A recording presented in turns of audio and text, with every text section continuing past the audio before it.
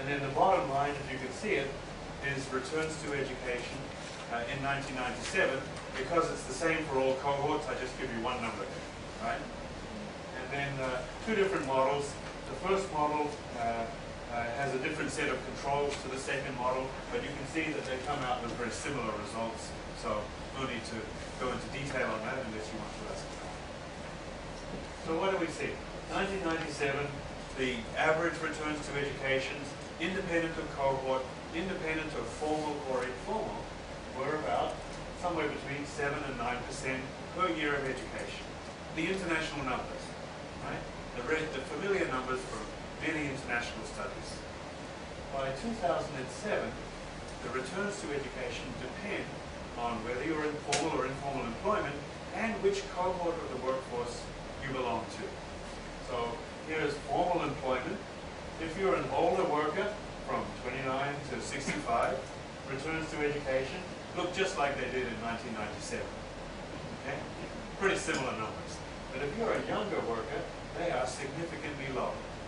Down from an estimated 9.3 to 7.2, down from an estimated 7 to 4.1, depending on the model that we use.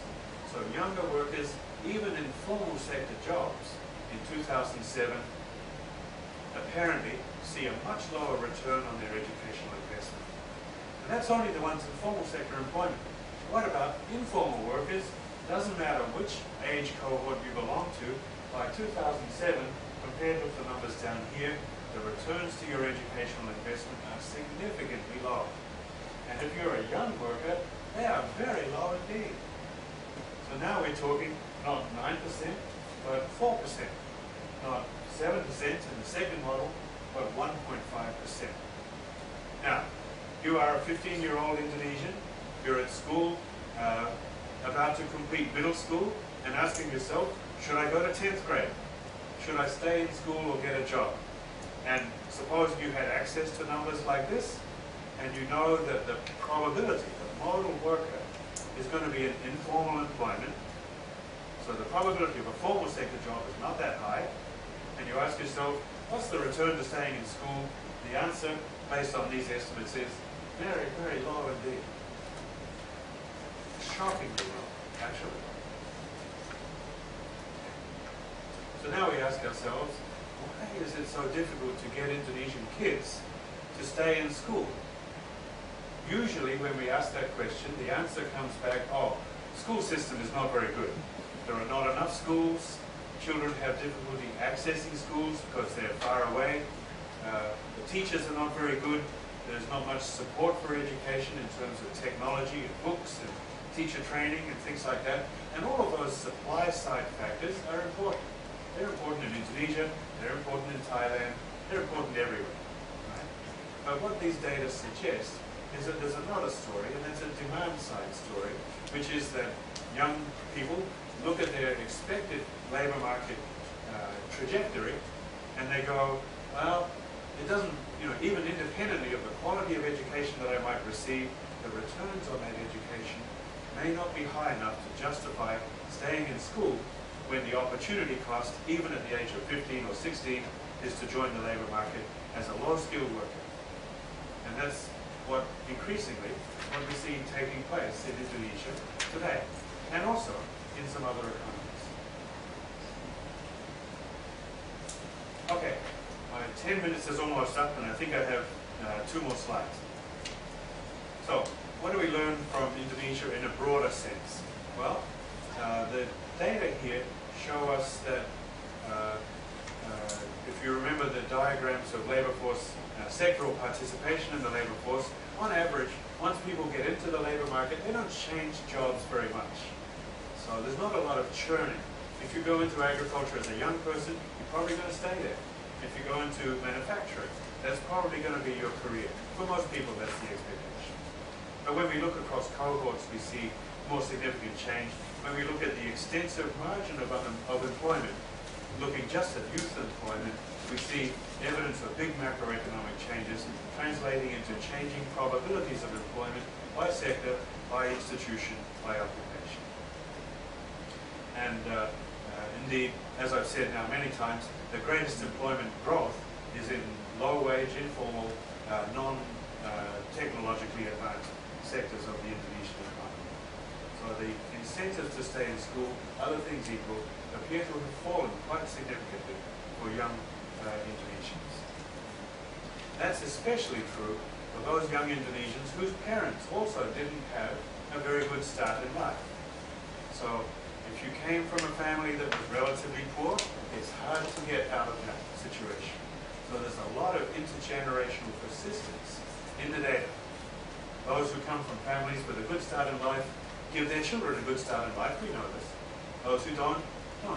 And that gap appears to be getting wider, and that may be helping us to understand a little bit about why inequality is also rising in Indonesia as fast as it is. It's all about returns to labor and returns to educational investments, because education is the biggest source of social mobility, as we all know. Okay, why is this a problem for Indonesia? Well, as long as they have a resource boom, maybe it's okay. Average incomes are rising, sort of, so maybe it doesn't matter. But of course, resource booms don't last forever. This one is now ending. Global commodity prices are beginning to fall very, very sharply. That's going to have a major macroeconomic impact on the Indonesian economy, and therefore on the returns to workers in the Indonesian labor market. And that's what makes me very worried about the story that I've just told you. Let me skip forward to my final slide.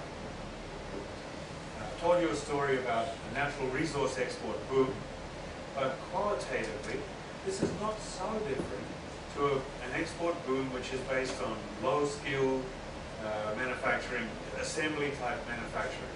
Think about Thailand during the late 1980s to the mid-1990s, or Vietnam in the 2000s, or China from the mid-1990s to the middle or late 2000s, or Cambodia now. All of these countries have or are experiencing a boom in very labor-intensive, very low-skilled, process-based type manufacturing employment. So I said manufacturing is dynamic. It's only true of some parts of manufacturing.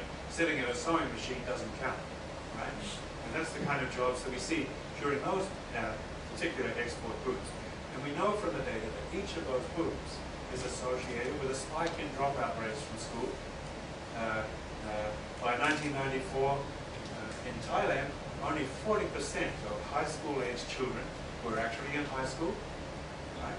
And that number was way below comparable data for other countries at similar levels of per capita income. It was a big blot on the Thai experience, and it's one that has been quite persistent in the Thai economy as well.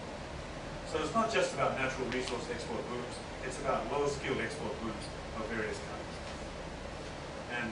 And even though it's possible for the real incomes of workers with low skills to rise with economic growth, so as long as the economy is doing well, wages will rise.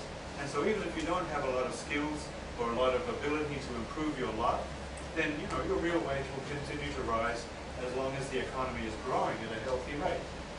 But those workers who have left school early in order to take advantage of these kinds of opportunities, as they age, they will find themselves increasingly vulnerable to various kinds of shocks. Certainly to the loss of competitiveness in labor-intensive, low-skilled industries. As those industries go away, what will these workers do? Right? Certainly, especially in resource-based economies, much greater vulnerability to macroeconomic shocks. Global commodity markets are very volatile. That translates into the labor market of a resource economy. And all of those things translate into persistent forces towards higher inequality. The kids who stayed in school because they could and because they had the ability to exploit that opportunity got better jobs. Those jobs pay more, but they also provide greater stability. And so there's divergence between those kids as they mature and those who, for one reason or another, found that schooling wasn't paying off, left to get a job in the low-skilled labor market, whether in services in Indonesia or in garment manufacture in Vietnam. And then as they get older, they become much more vulnerable to persistent low earnings, less stability of employment because they're mainly often in informal employment, and much greater vulnerability to macroeconomic shocks.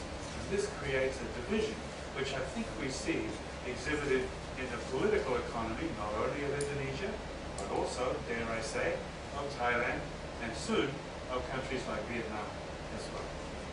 So there's a much bigger story to be told behind this returns to education story. Okay, I've talked way too long. My 10 minutes is certainly up, so I'll just say thank you.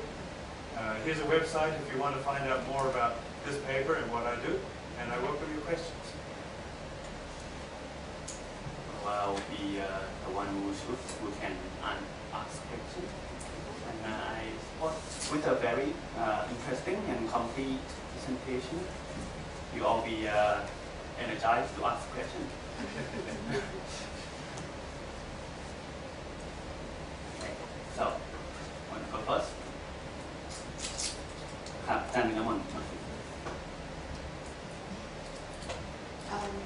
wonder that the informal sector is include agricultural sector as well, is it?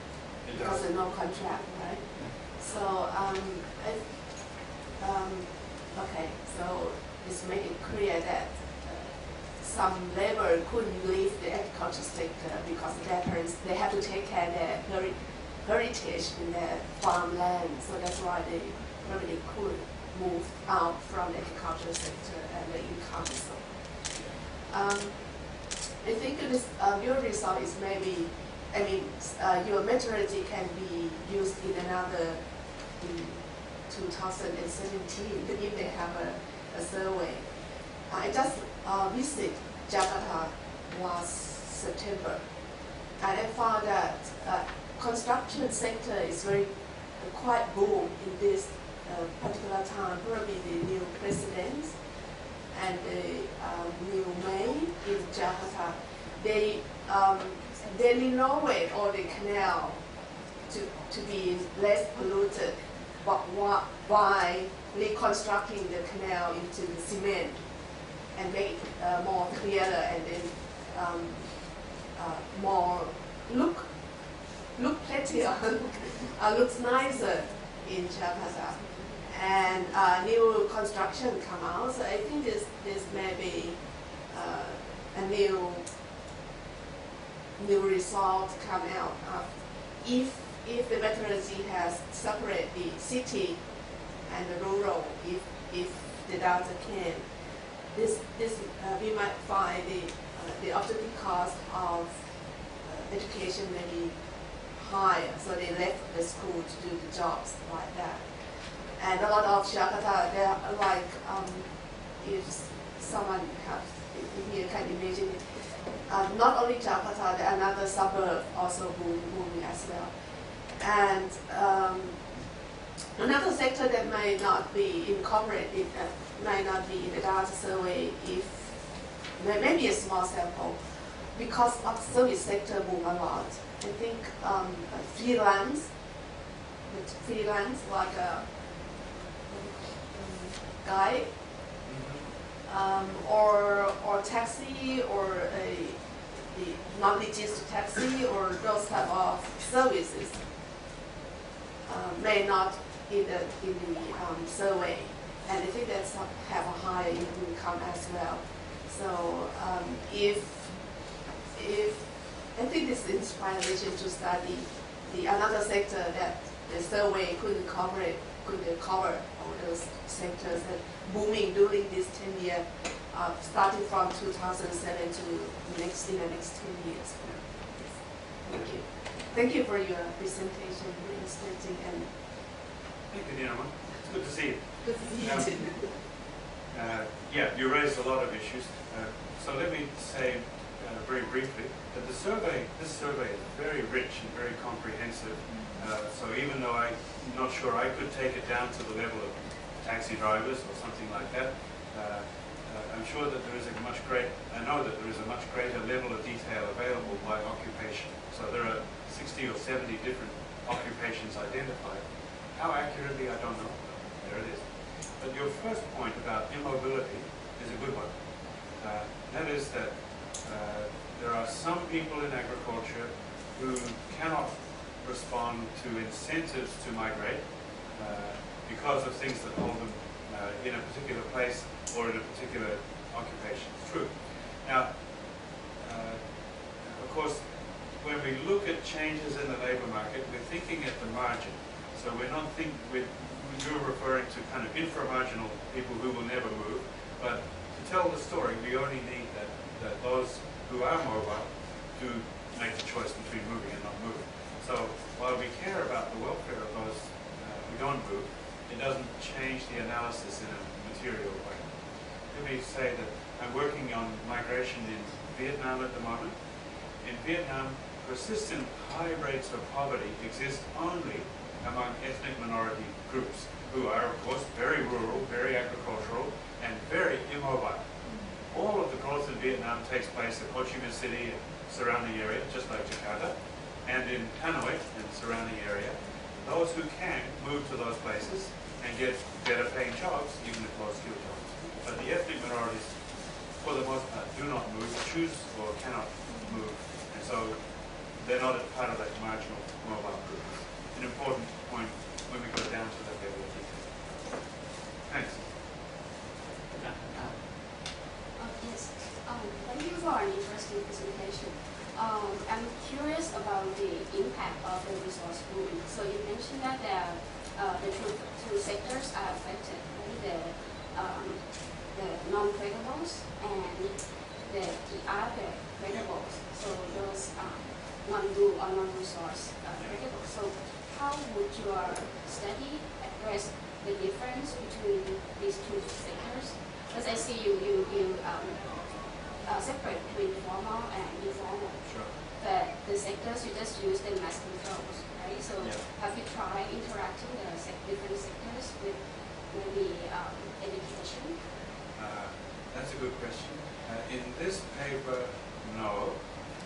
In another paper, not by sector, but by occupation, which has a lot of overlap with sector, as I'll say in just a moment. So this is really multi-dimensional, isn't it? You've got the resource boom story. So there's the resources sector in Indonesia, that's oil palm and forest products and minerals of all kinds. Then you've got the non-resource tradable sectors, so that's manufacturing and some other agricultural sectors. Then you've got services and other non-tradables. So that's the sectoral division. And then we sort of slide from there to saying, well, most services are non-tradable. It's kind of true, kind of not true. Most manufacturing is tradable, kind of true, and kind of not true. So we could be more detailed there if we want. In another paper, I estimate these earnings functions and returns to schooling conditional on selection into different occupations. So if you're in the professional and technical occupations, that means you're either in manufacturing or you're in a very high skilled service sector like banking, finance, and insurance. Right? And so we can estimate, conditional on you're getting a job in that occupation, what the returns to education are, and compare that with returns to workers who are in agriculture and forestry, or in broadly defined services, which is mostly informal. So we can sort of do a rough mapping of tradable, non-tradable, formal, informal by occupation. I didn't show you those numbers, too many numbers, and there are different issues associated. That'd be interesting to know what's the result. Yeah, so the result is like this, and it's exactly as you'd expect, that there is a huge premium to being in a white-collar occupation, right? And a significant negative premium to being in agriculture or a blue-collar trade, and a statistically non-significant but negative premium to being in general services, which is wholesale, retail trade, local transport, that kind of thing, and of course construction. So exactly as you might expect, that's how the numbers go.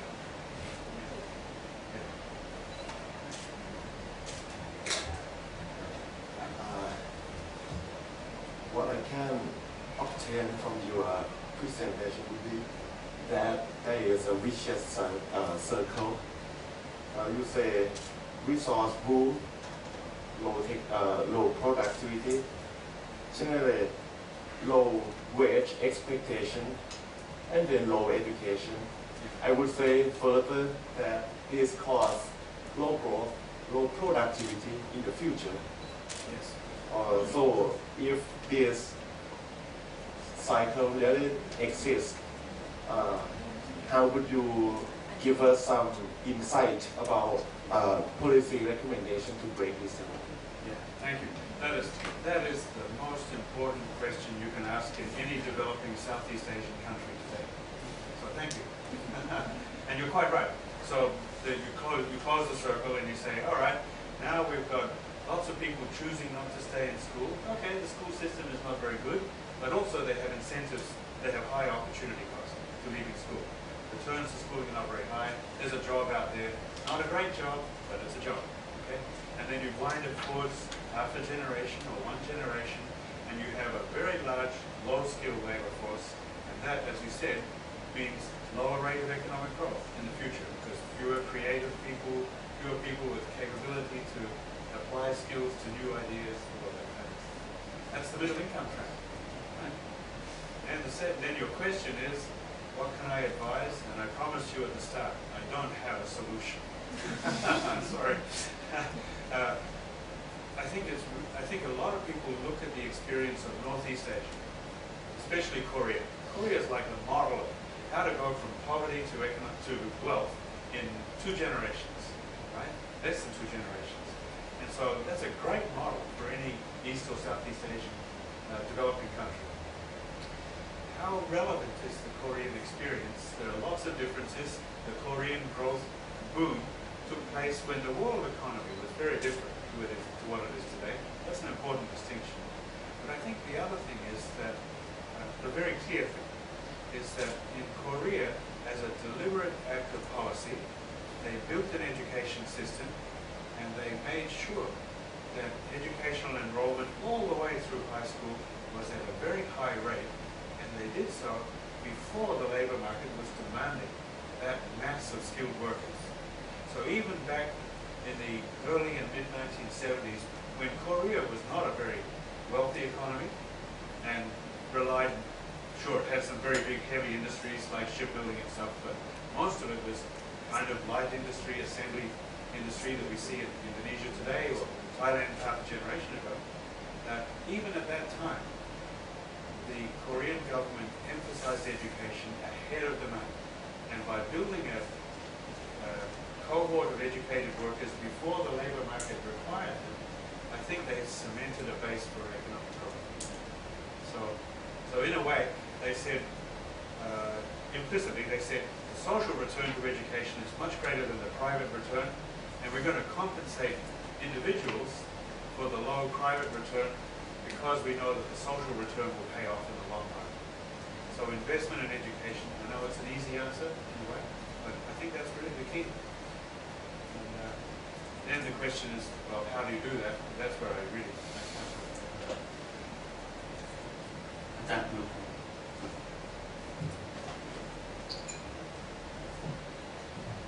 Are you 6 feet tall?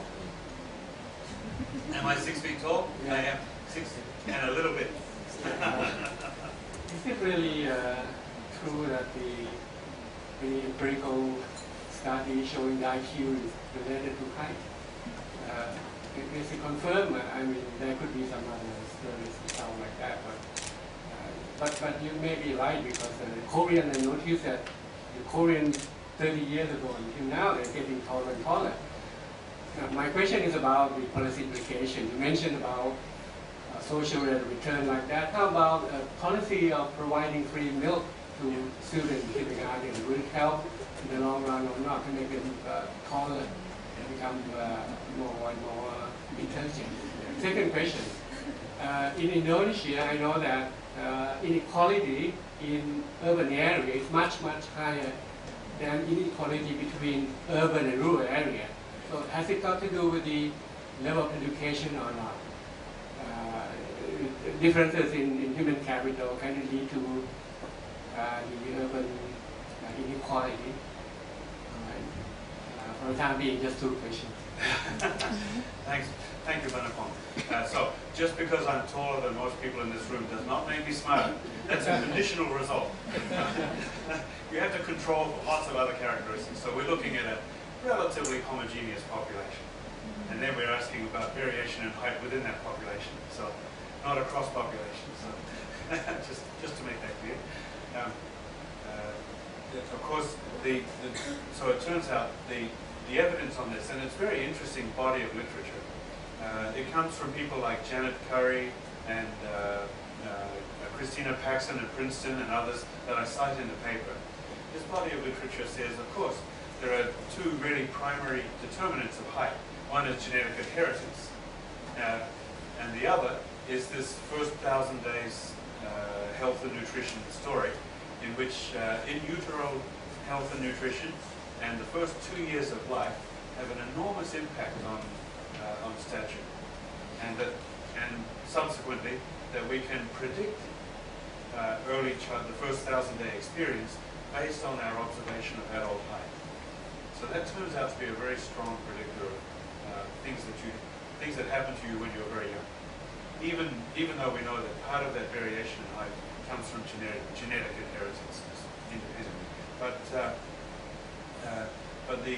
that literature, particularly the work of Christina Paxson and her various co-authors, shows that, for example, that a 1 or 2 standard deviation difference in height can translate in panel data studies to 15, 20, 25% difference in earnings. So it's not about how tall you are. It's not mostly about how tall you are. It's about what your height says about your abilities as a worker. And those are pretty robust results over a wide literature. Second question about inequality. I don't feel confident to answer that at the moment. I haven't focused on that rural-urban component of inequality. There is some recent work by Arif Yusuf and others on inequality in Indonesia that I would need to go back and look at before I feel confident about answering that question. I'm not sure. Sorry. I have one more question, please.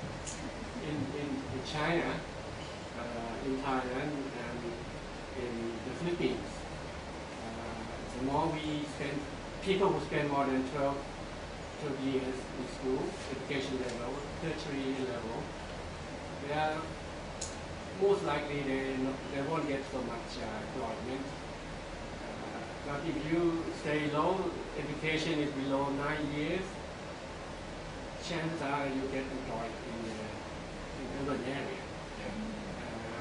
It has something to do with the trouble with the universities as well. We cannot make our graduates fit to the demand of labor. What is it like in Indonesia? In the school level, secondary school, universities, things like that, are there a lot of unemployed people? Yes. So there's a big component of what we might characterize as voluntary unemployment by university graduates. So those are people who got good education and they're sitting out waiting for the right job to come along. And they can afford to do so because their family will support them. So there is that. It's nice for them.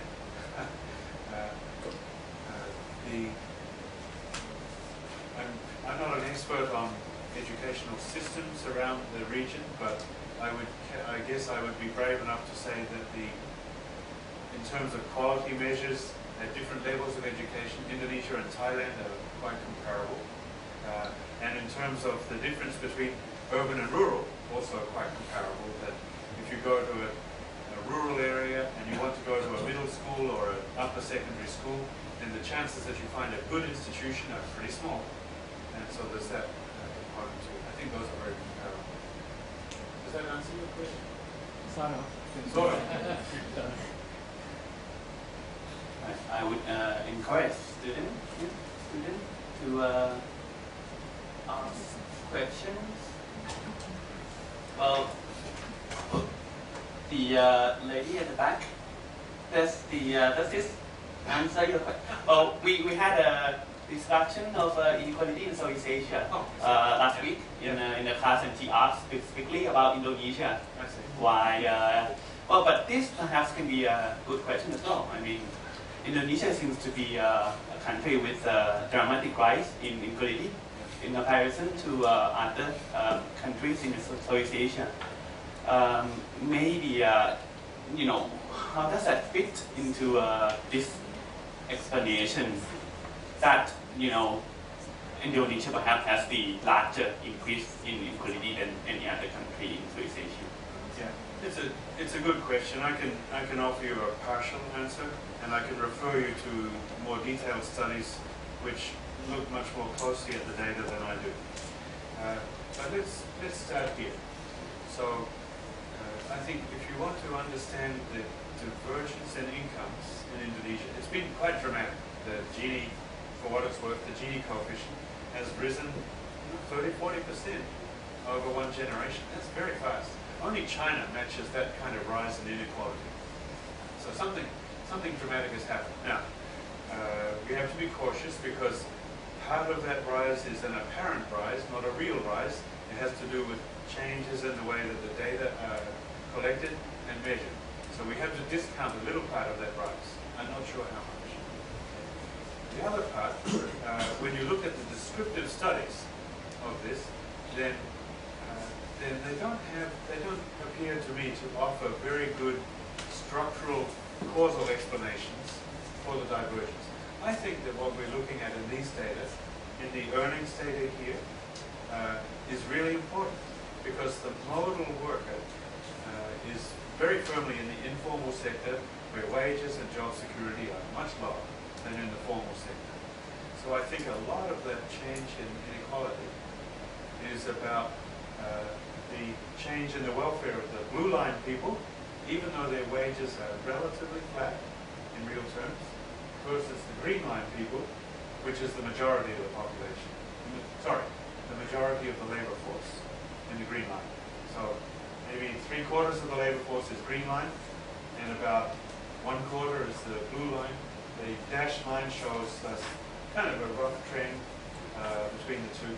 I think that is probably the number one thing, it's my view, probably the number one thing explaining the rise in inequality, other than problems with the data. Then we come back to Banapong's question about urban versus rural, about which I'm less sure.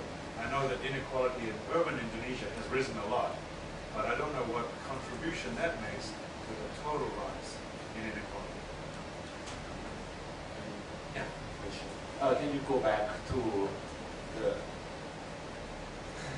your graph, the curve thing, like in the middle of your presentation? The one about the manufacturing? Yes, the one about... The polynomial. Yeah, yes. The one about? The one about when you show that Indonesia stopped their Oh yeah, sure. manufacturing growth. This one? Yes, this one. That one, okay. Okay. According to what I can remember, you say that this is a kind of Dutch disease. Is it right? That like something like natural resources came up and then Indonesia just stopped developing manufacturing sector.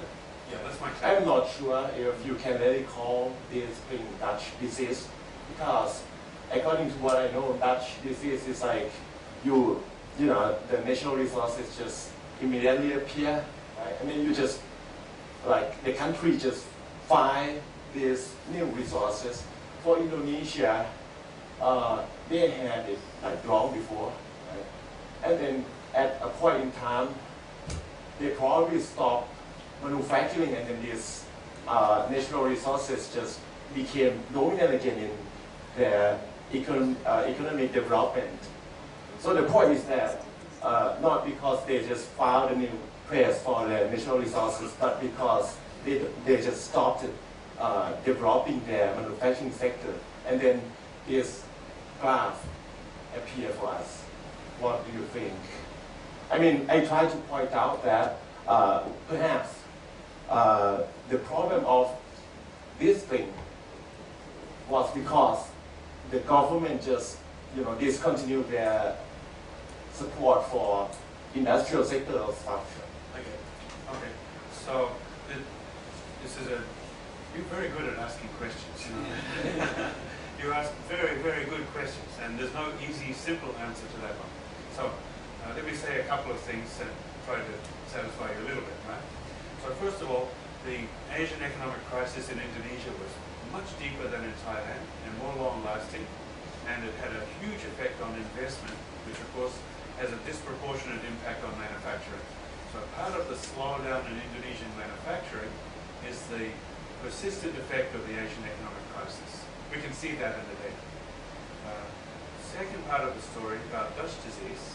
So these are two stories that have the same kind of effect. Loss of investment, slower growth in manufacturing. Dutch disease, slower growth in manufacturing. Second part of the story is that, sure, they didn't discover any new resource, but the relative price of natural resource exports went way, way up in the first half of the 2000s. That's a story about the Chinese economy demanding these things from the rest of the world.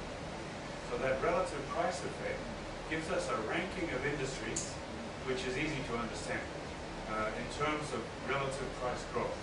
Number one is going to be natural resource products. So things like minerals, their prices go way, way up relative to the general price level of wholesale price index. Second in the ranking will be non-traded goods and services, because their prices are endogenous. They depend only on domestic supply and demand. And so there's no world market to dampen price movements for those industries. So things like housing and construction services, personal services, they can afford to raise their prices as demand grows, which it does with income from the resource boom. The third in the ranking is going to be non-resource tradable sectors whose prices are essentially fixed or at least governed by world market trends. So think about manufacturing. The boom in China had more than one effect on the Indonesian economy. One is big boom in demand for resources.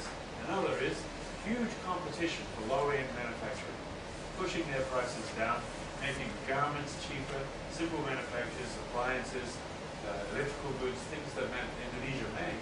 Suddenly their prices went very flat. So that's the Dutch disease story. I think it's very comprehensive. There's also a lack of policy support for manufacturing, but I think that's a very robust Dutch disease story.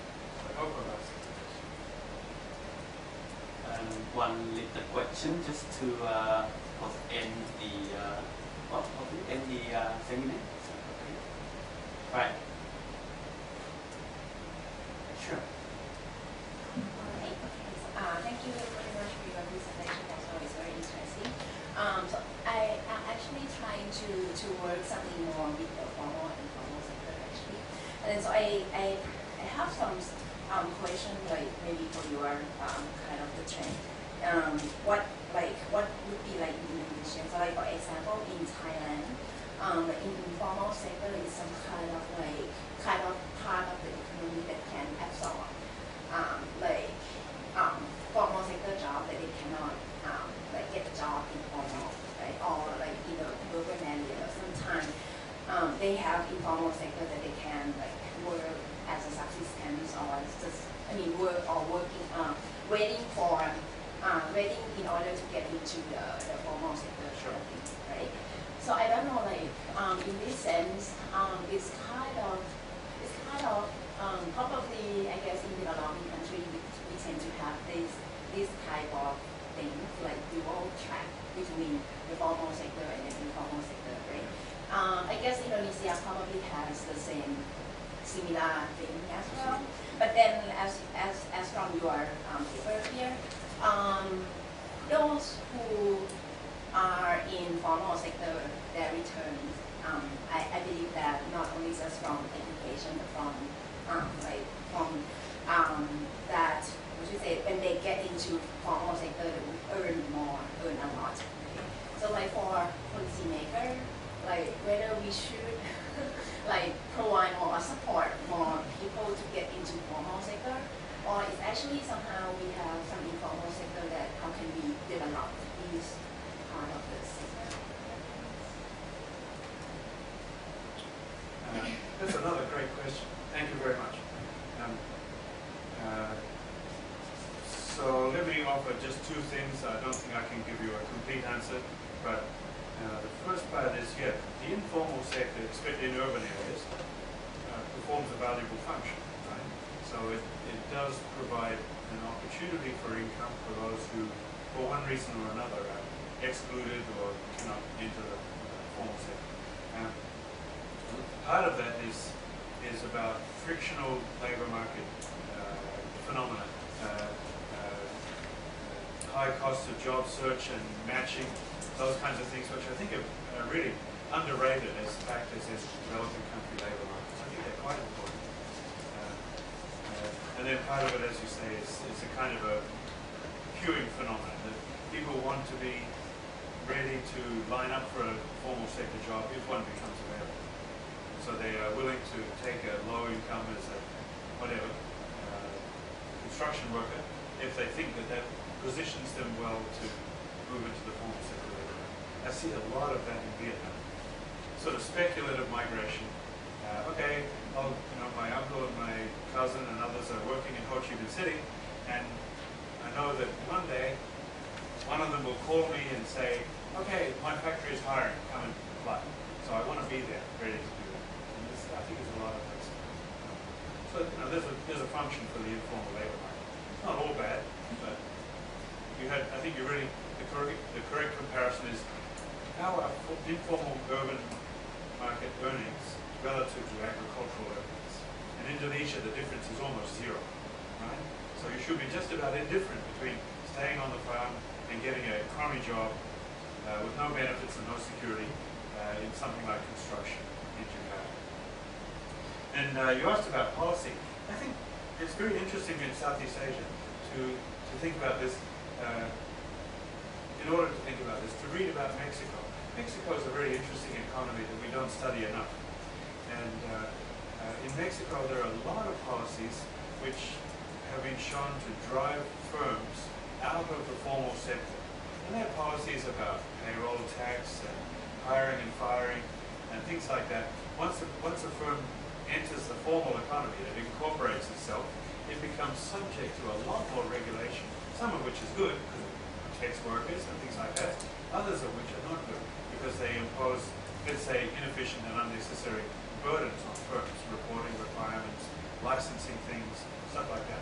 And so a lot of firms in Mexico look at that landscape and they choose not to incorporate and to remain informal because the hurdle price, the threshold cost of becoming incorporated is too high, not worth it. So I think we learned something from that there is a regulatory component or a policy component to this, which at the margin can discourage firms from becoming formal and moving the margin of formality, if you like. And certainly that's true in Indonesia. If you go to the World Bank databases on things like number of days required to get a license or to conduct some transaction or availability of credit to firms and all of those kinds of things, Indonesia was terrible. Just way bad, way worse than Thailand on all of those scores. And what that says is, it's really difficult to become a formal sector firm in Indonesia. And an informal firm can grow and have a lot of flexibility, even though it doesn't really have access to capital and technology in the same way that if it were a formal firm. And so there's a strong preference for remaining informal. And at one side, there's good things associated with that. There's a lot more flexibility. On the other side, those firms, of course, also don't have to respect workers' rights and offer them contracts and pay benefits, give them job security. So that margin can be moved by regulatory reform and policy. That's a very important issue in the Indonesian economy right now.